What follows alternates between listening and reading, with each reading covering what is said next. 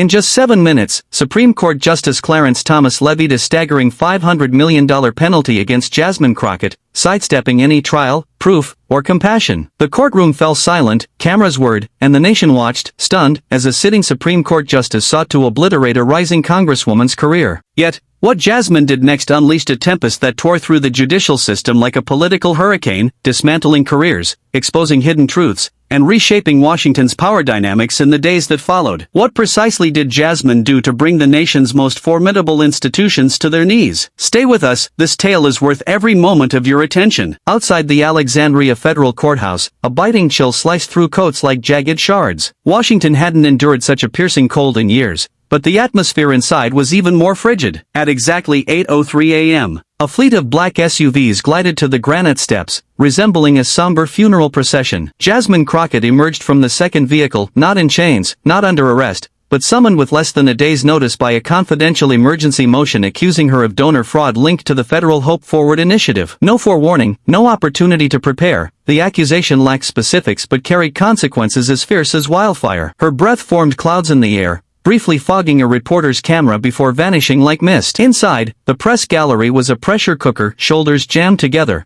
microphones clutched like weapons. Everyone sensed something was amiss. This wasn't a criminal case, yet the air crackled with the weight of a preordained verdict, as if a death sentence had already been issued. Then came the bombshell. Presiding over this civil hearing, by personal and inexplicable request, was none other than Supreme Court Justice Clarence Thomas. Civil matters fell outside his jurisdiction, so why was he here? What was so pressing, so politically volatile, that a Supreme Court justice had descended from his lofty perch to wield the gavel himself? At the defense table, Jasmine sat with a straight spine, her face inscrutable, but her presence undeniable. She was there not to surrender but to fight, even though the rules had been incinerated before her arrival. Across the aisle stood Malcolm Reed, a federal prosecutor with a hunger for blood and a smirk tailored for television, more accustomed to talk shows than courtroom etiquette. He didn't look at Jasmine, he stared through her, like a predator eyeing prey already marked for his trophy wall. The courtroom's paneled walls seemed to close in, each knot in the wood whispering treachery, every flickering light casting condemnation. Cameras rolled, live streams surged across the nation, and millions tuned in. This wasn't justice, it was spectacle. Jasmine Crockett, young, black, resolute, was portrayed not as a defendant but as already guilty. There had been no discovery, no jury, no presentation of facts, just an accusation, a target, and a trap. This court wasn't assembled for fairness.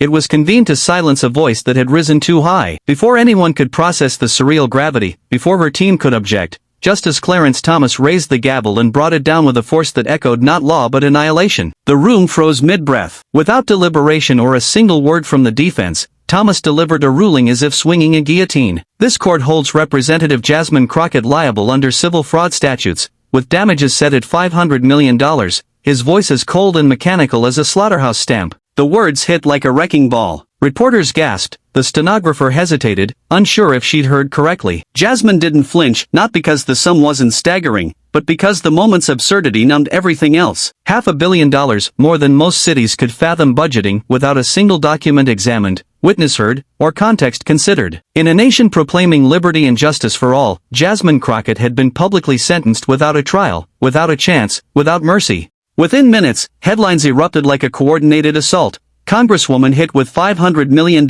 fine and stunning civil ruling. Justice or political trap? Thomas slams the gavel. News anchors scrambled to interpret, some with trembling disbelief, others with eager agreement. Radio hosts turned Jasmine into a punchline, while online, hashtags became battle cries. Hashtag Crockett destroyed versus hashtag justice sabotaged. Pundits shouted over each other on cable news, but to millions watching, this wasn't law, it was punishment disguised as procedure, a warning cloaked in a verdict. A black congresswoman was silenced, not through impeachment or scandal, but by a courtroom's unchecked authority, willing to shred the Constitution to erase her name. The message was clear: rise too far, speak too boldly, and they won't debate you, they'll demolish you, not with bullets but with gavels. Yet, before the courtroom could reduce her to a symbol, before cameras and hashtags waged war over her name, there was a woman with no security, no title, and an empty gas tank, racing against a system never built for her victory. 6 years before her congressional badge, Dallas's summer heat was brutal, shimmering off asphalt as Jasmine Crockett slammed her car door,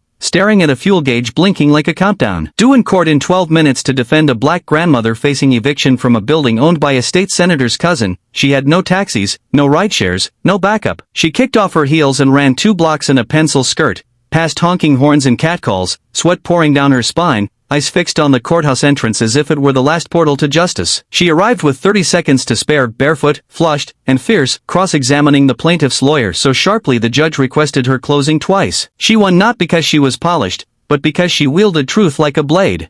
Jasmine didn't hail from wealth or elite circles. She grew up in neighborhoods where streetlights faltered, grocery stores locked formula behind glass, and lawyers appeared only after calamity. She saw her mother weep over late bills and eviction notices, each a warning from a system designed to crush the poor and shield the powerful. Her first paycheck, $134 for defending a wrongfully accused teen who hadn't spoken in court because no one asked him anything but threats, she framed. While others climbed through galas and connections, Jasmine fought through protests, shelters, and union halls. Her name wasn't scribbled on cocktail napkins, it was painted on rally signs. She didn't run for office on anyone's advice, she ran because no one else would. No billionaires funded her, no glossy ads, just church basement chairs, crackling mics, and a fire no one could stage. Her voters, who'd never cast ballots before, turned out. Women cleaning Capitol floors, men cheated out of pensions, kids in schools without air conditioning for 5 years. Her 612-vote victory wasn't an upset, it was a warning. Jasmine didn't ask to speak, she kicked the door open, her voice echoing through the rotunda. Now, the system that ignored her rise was scrambling to engineer her fall. But while her ascent was public, driven by people and purpose, her downfall was being crafted in secret,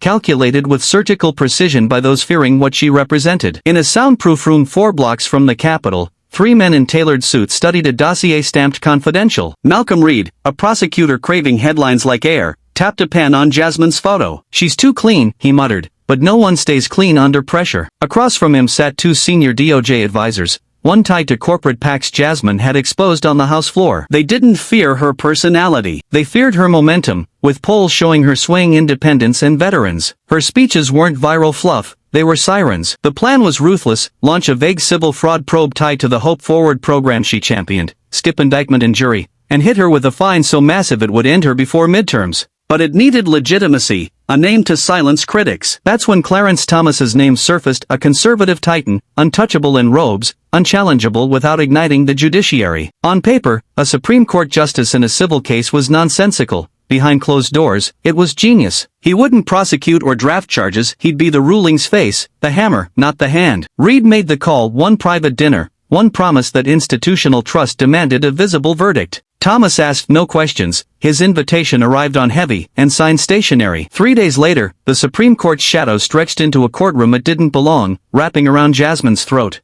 The gavel fell, cameras caught it, and vultures circled. But beneath injustice's weight, Jasmine didn't crumble, she calculated. The courtroom still vibrated with shock when she turned slightly to her counsel, Isla Hartman, whispering with calm precision, as if she'd foreseen the ambush, "It's time to turn the tables." 9 words, soft enough to miss, but to Isla, they were thunder. No rage, no panic, just a woman who'd waited for the system to overplay its hand. Her eyes stayed on the bench, her posture unshaken, shifting the room's temperature. They mistook surrender for strategy, they'd stepped into her trap. Isla rose slowly, like a storm cloud forming on a calm horizon. A former investigator turned civil rights litigator, Isla was known for precision, not flash, her words cutting like steel. From under the table, she lifted a weathered gold envelope, heavy with hidden truth, its seal unbroken but radiating explosive power. Smuggled from the DOJ's depths by a whistleblower risking everything, it held a lie festering at the highest levels. Isla approached the bench, heels clicking like a countdown. Reed sat rigid, knuckles white, as Thomas leaned forward,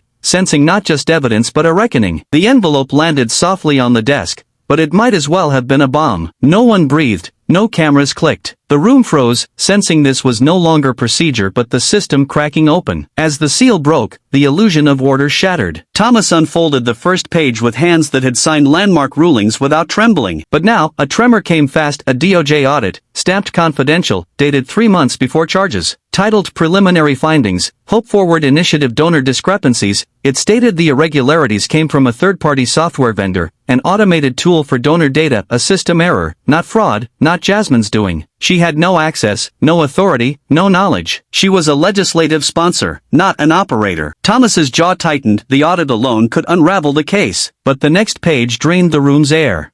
A second document, not an audit, but an email thread, DOJ internal correspondence, names redacted but headers intact. Subject, Crockett optics. Thomas's eyes scanned, if we don't act now, she'll dominate midterms. Use donor confusion, public won't question a fine, media will fill gaps. His hand paused. Another email, Thomas will give the ruling weight. A Supreme Court name kills backlash. Time it before October. A gasp echoed from the press gallery, a pen dropped, a reporter froze mid-typing. This wasn't a cover-up, it was a plot, weaponized optics to ruin a public servant for political gain. Thomas's bloodshot eyes scanned the gallery, then returned to the page, his voice a whisper. This was never about justice. His hands shook, the robe felt heavy with guilt, not honor. Jasmine didn't blink or smile, she watched truth do what no protest could, crack the throne beneath him. The air thickened, every eye on the man who'd wielded the dagger, now choking on its recoil. Malcolm Reed, once the darling of high-stakes prosecutions, sat frozen, blinking as if he could unsee the truth. His fingers hovered over files, unable to hold paper. A folder slipped, hitting the floor with a slap, scattering meaningless charts and notes like debris after a flood. He reached, but his trembling hand crumpled a corner. His assistant whispered urgently, but Reed waved her off, eyes locked on the desk as if it held escape. Pale with collapse, not shame, the camera lights that once flattered him now burned like interrogators. His chest heaved, sweat beaded, his tie twisted like it wanted to flee. A man built for sound bites couldn't speak, any word would deepen the hole. Thomas sat straighter, robe rippling, leaning forward not as a judge but a man peering into ruin. His voice, slow and furious, said, "Mr. Reed, anything to say before I proceed?" It was a final chance for dignity before the fall became permanent. Reed, Harvard-trained, media-savvy, said nothing. His mouth parted, throat tightened, silence prevailed. His foundation arguments, power, was built on buried evidence, now exposed live. The silence stretched, showing a man who'd mistaken ambition for justice unraveling publicly. Jasmine's stillness spoke louder than celebration, her endurance contrasting Reed's collapse. The courtroom became a mirror, and Reed couldn't find the man he thought he was. With Reed silent, the room turned to Thomas, who looked like he no longer wanted power. He stood slowly, palms pressing the oak table, knuckles whitening, arms trembling. For decades, he'd ruled above the fray, untouchable, unreadable. Now, his bloodshot eyes swept the room as a man in wreckage he'd helped build. His voice, quiet and scorched, began, "This court finds the $500 million judgment against Representative Jasmine Crockett unjustified, procedurally flawed, and legally void." He inhaled to steady himself. As of now, that judgment is vacated, nullified, erased. Gasps erupted, pens froze, a phone dropped. Even Jasmine's stoic team showed shock. But Jasmine remained still, not in disbelief, but focus, knowing the truth all alone. The reversal didn't stun her, it was that it came from him. Thomas looked down, almost ashamed to meet her eyes. This should never have reached my bench, yet it did. Fire returned to his posture, not anger, but clarity. Today's evidence reveals a deliberate DOJ effort to suppress truth for narrative, to weaponize law for political defeat. I was used, my name, bench, robe, to launder a lie. He stepped from the desk, moving deliberately. This was a reckoning. I offer no excuses, but this, I won't let this institution, meant to protect the powerless, become a tool for the powerful. Not again. Facing both tables, he continued, effective immediately, I authorize a formal judicial inquiry into DOJ conduct in this case and others where evidence may have been withheld. Murmurs swept the room, a pen dropped. This wasn't a ruling, it was a signal that power's shield had cracked. Thomas rested a hand on the bench, not its master but a man stepping from shadow. This court isn't adjourned, this hearing is now about the system that brought her here. Silence fell, heavy with the storm to come. This wasn't a trial's end, it was an investigation's start, and the accused was everything that tried to bury Jasmine.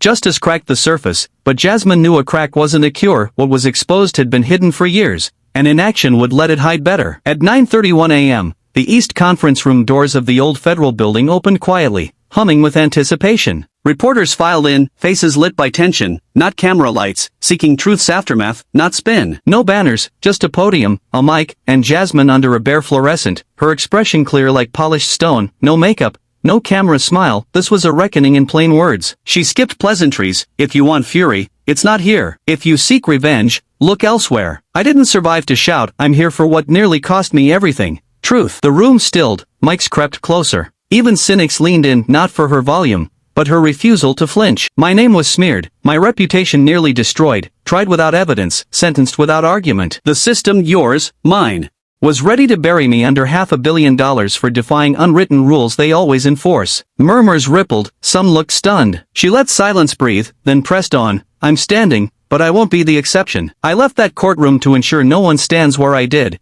with only a spine and hope for facts. Adjusting a handwritten sheet, she looked ahead. Today, I introduce 3 reforms, not easy, but necessary. If Congress stays silent, the people will know who. One finger rose. First, a law mandating instant, full disclosure of exculpatory evidence, no delays, no excuses. If the government holds your innocence, it's on record immediately. Hiding truth isn't strategy, it's a crime. Gasps sounded, pens raced. A second finger, real whistleblower protection, legal immunity, independent channels, defense funds. No one should choose between conscience and career. The air felt like battle terms. A third finger.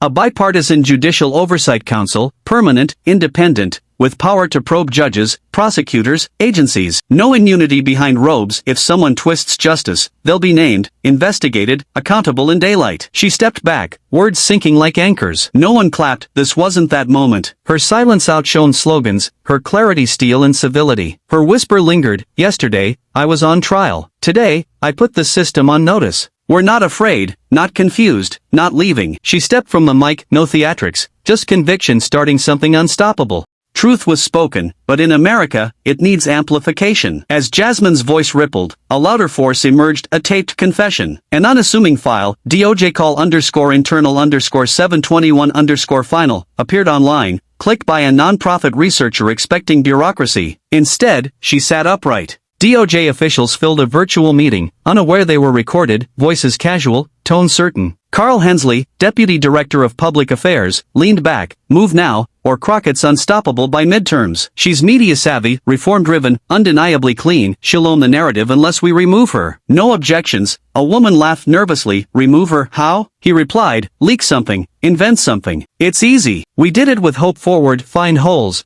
bury truth in paperwork. People want headlines, not verdicts. Another cut in. Are we recording? 5 seconds of frozen faces, a curse, then black. By 7:38 a.m. Eastern, the file hit X, reposted 40,000 times by 8:05, looped by every outlet by 9 o'clock. It transcended politics, a bullet at Justice's heart. Hashtags, #DOJ plot, #Crockett framed, #neutralize her, trended globally. TikTok exploded, veterans cried, lawyers raged, students stunned. Reddit dissected laws broken in one call. Protests erupted in a dozen cities by nightfall, not planned, but inevitable. In D.C., signs read, she spoke, they plotted, whistleblowers saved us. In Dallas, an 8-foot mural of Jasmine's face bore truth endures. Congress shifted, silence became panic, whispers turned to strategy. Both parties saw a constitutional crisis. At 6:14 p.m., the House Oversight Committee voted unanimously for public hearings into DOJ misconduct. Subpoenas flew. Hensley was suspended within the hour, exiting to clicking cameras, silent as reporters shouted, was Crockett's trial rigged? The nation had the answer. By morning, 3 DOJ officials were suspended, more to come. The Inspector General launched an audit, Senate hearings set for next week. Headlines roared. DOJ on trial, the New York Times, she was right, the Washington Post, Crockett triggered the reckoning, small outlet. This wasn't fallout, it was a seismic shift, exposing how truth is buried, felt from within.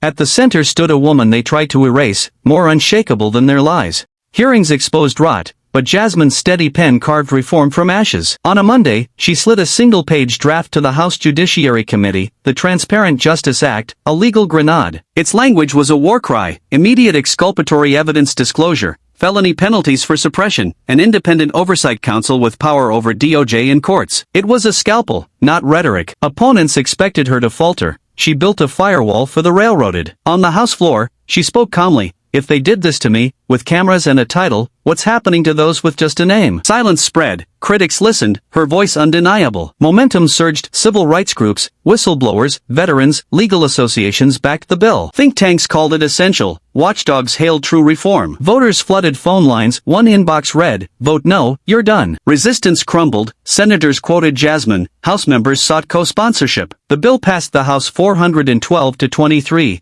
Senate 92-8. At the White House, a stark signing, no fanfare, just a rose garden desk. The president signed, handed Jasmine the pen. She accepted, saying, this isn't victory, it's a warning. The words struck like steel, quoted in textbooks, signs, tattoos. The act became law 60 days after her near erasure, turning crucifixion into transformation. She shunned fame, driving south in a scuffed sedan, rejecting talk shows for a Dallas community center where she'd once helped teens clear records. Under buzzing lights, neighbors lined up, a mother with a broken voucher, a mechanic with a stalled claim, a senior with rejection letters. Jasmine listened, asking, what did the notice say? Who lost your paperwork? She wrote until her ink dried, promising only that someone heard. In Jackson, Mississippi, she sat with veterans, hearing of lost benefits, not mentioning her act, just writing. An elder asked if she'd run for president. She replied, I didn't save the system, I proved it bleeds. His whisper, you dared what we thought impossible, spread, painted on a factory wall. In Flint, at a pop-up clinic, she heard of rashes, crumbling teeth, worthless homes,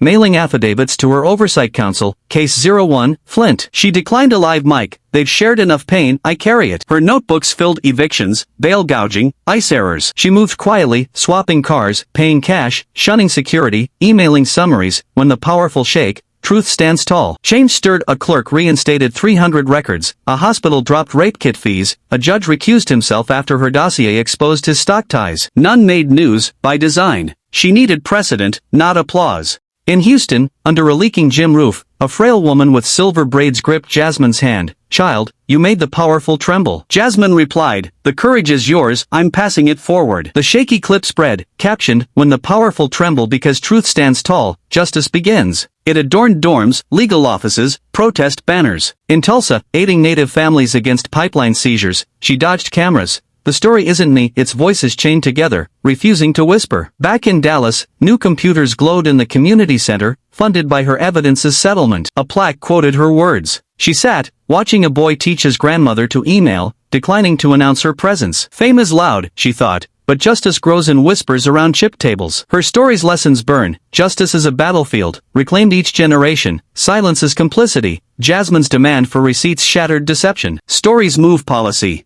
Her dignity auctioned pierced hearts. Leadership rejects applause for listening, amplifying the unheard. Reform demands disruption, starting with whistleblowers needing our support. Victory isn't vengeance but systemic fairness, rejecting easy wins for lasting change. Proximity to pain is the true curriculum. Democracy thrives on miles, not media. Words like when the powerful tremble are ammunition, rallying hearts. Leadership is a relay. Jasmine sparks successors, urging ordinary people to act. This is a warning and weapon. If her silencing enraged you, respond, call representatives, demand transparency, support whistleblowers, volunteer, start oversight groups. Silence lets the machine grind. Injustice fears organization. Next time a courtroom tries to crucify truth, it should be all of us standing. Thank you for joining this journey. Like, subscribe, comment, what moved you most?